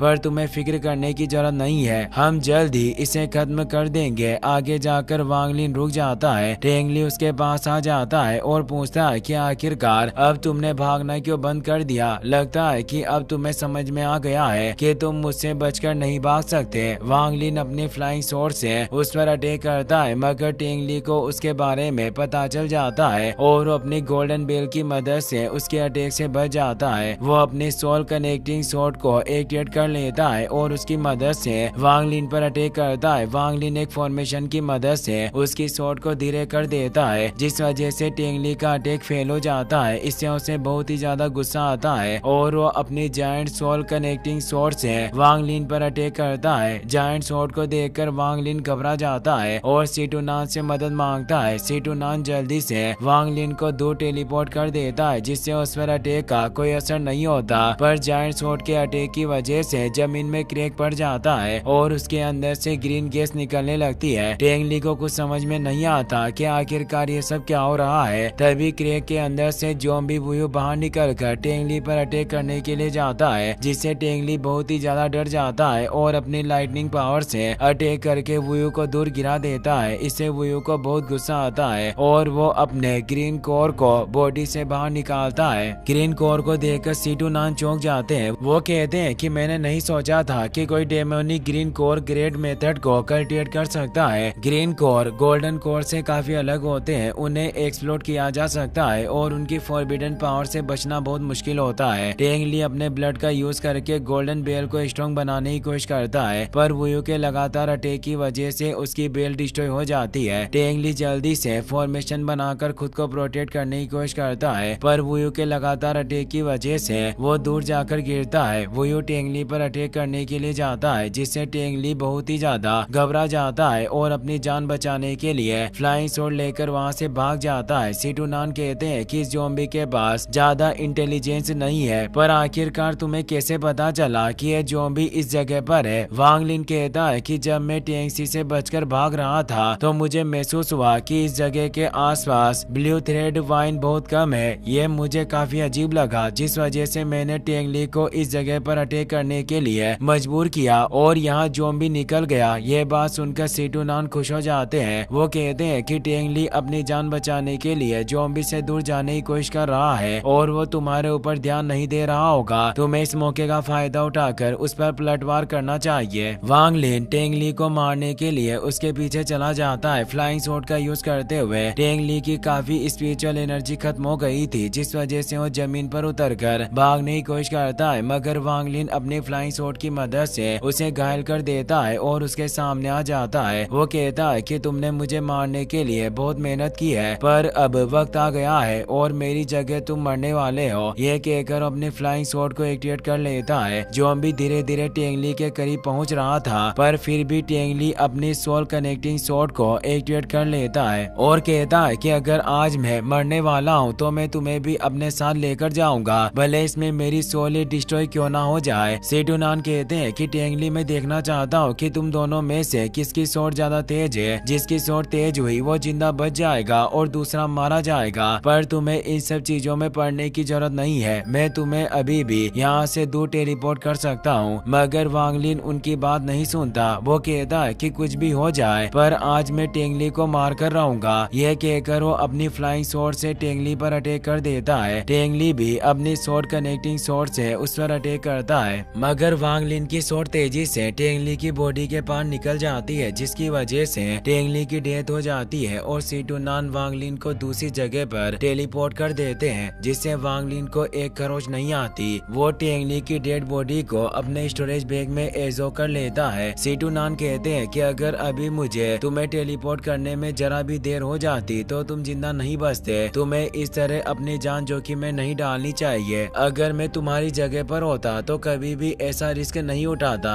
वांग लिन पूछता है कि क्या मैं टेंगली पर फाउंडेशन सीजिंग ग्रेड मेथड का यूज कर सकता हूँ। सीटू नान कहते हैं कि टेंगली का कल्टिवेशन लेवल लेट स्टेज पर था और उसने इतनी कम उम्र में अपनी फाउंडेशन को स्टेब्लिश कर लिया। इससे पता चलता है कि टेंगली का इन्हें टैलेंट बहुत ही ज्यादा खास है। ये कहकर वांग लिन को फाउंडेशन सीजिंग ग्रेड मेथड सिखा देते हैं। वांग लिन टेंगली की बॉडी स्टोरेज बैग से निकाल लेता है और फाउंडेशन सीजिंग ग्रेड मेथड को एक्टिवेट करता है, जिसकी वजह से टेंगली की बॉडी के अंदर से 3 कोर बाहर निकलते हैं। वांग लिन अपने ब्लड का यूज करके एक सील बनाता है और उसे टेंगली की बॉडी में डालता है, जिसकी वजह से टेंगली की सोल उसकी बॉडी से बाहर निकल जाती है। वो कहता है कि अगर तुमने मुझे मार दिया तो मेरे ग्रैंडफादर तुम्हें जिंदा नहीं छोड़ेंगे और तुम बचकर नहीं भाग सकोगे। मगर वांग लिन उसकी बातों पर ध्यान नहीं देता और उसकी सोल को बॉडी से अलग करने लगता है, जिसकी वजह से टेंगली को बहुत दर्द होता है और वो दर्द से चिल्लाने लगता है। उसकी सोल डिस्ट्रॉय होने वाली थी, जिस वजह से उसके गले में लटका पेंडेंट क्रैक हो जाता है। पेंडेंट के क्रैक होते ही हुआ युआन को पता चल जाता है कि टेंगली की डेथ हो चुकी है और उसकी सोल डिस्ट्रॉय होने वाली है, जिससे उसे बहुत ही ज्यादा गुस्सा आता है और वो अपनी बॉडी से पावरफुल एनर्जी रिलीज करता है। तभी स्पेस में एक क्रैक ओपन होता है और वांग लिन को देखने लगता है। वो कहता है कि अगर तुम मेरे ग्रैंडसन की सोल को डिस्ट्रॉय नहीं करोगे तो मैं तुम्हें चोट नहीं पहुंचाऊंगा और तुम जिंदा बच सकते हो। वांग लिन कहता है कि इसने मेरे खास दोस्त को मार दिया और ये मेरी भी जान लेने वाला था। अगर अब इसकी सोल के डिस्ट्रॉय होने से मेरे कल्टिवेशन को फायदा मिलता है तो ये इसके लिए काफी गर्व की बात है। इससे हुआ युआन को बहुत गुस्सा आता है। वो कहता है कि तुमने मेरे ग्रैंडसन को मारकर उसकी सोल को डिस्ट्रॉय किया है, भले ही तुम इस वर्ल्ड के एंड में जाकर छिप जाओ, पर मैं खुद तुम्हें अपने हाथों से मारूंगा। लेकिन वांग लिन उसकी बातों पर ध्यान नहीं देता और टेंगली की सोल को डिस्ट्रॉय करने लगता है। यह देखकर हुआ युआन को बहुत बुरा लगता है और उसे गुस्सा भी बहुत आता है। वो अपनी नेसेंट सोल को एक्टिवेट कर लेता है। यह देखकर टेंग फैमिली का एल्डर घबरा जाता है। वो अपने घुटनों पर बैठकर हुआ युआन से रिक्वेस्ट करता है और कहता है कि आपको ये सब करने की जरूरत नहीं है। अगर आपने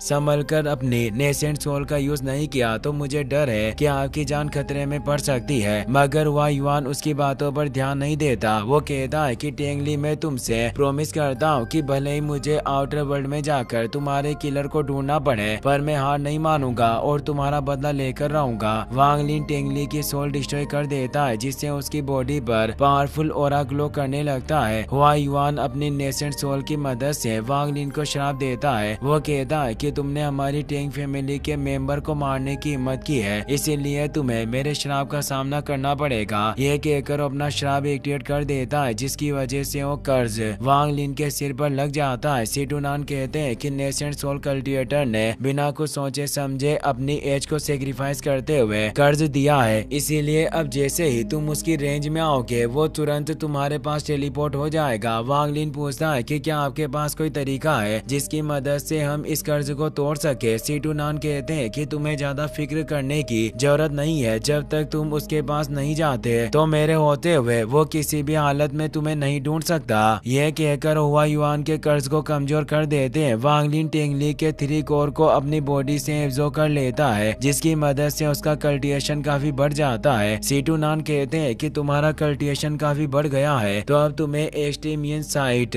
ढूंढनी चाहिए। जो स्किल मैंने तुम्हें पहले सिखाई थी, तुम्हें उसका यूज करके अंडरवर्ल्ड एसेंडिंग एपचर आर्ट्स को एक्टिवेट करना है। यह कहते हुए सीटू नान बेहोश हो जाते हैं। इसी के साथ यह एपिसोड यहीं पर खत्म हो जाता है।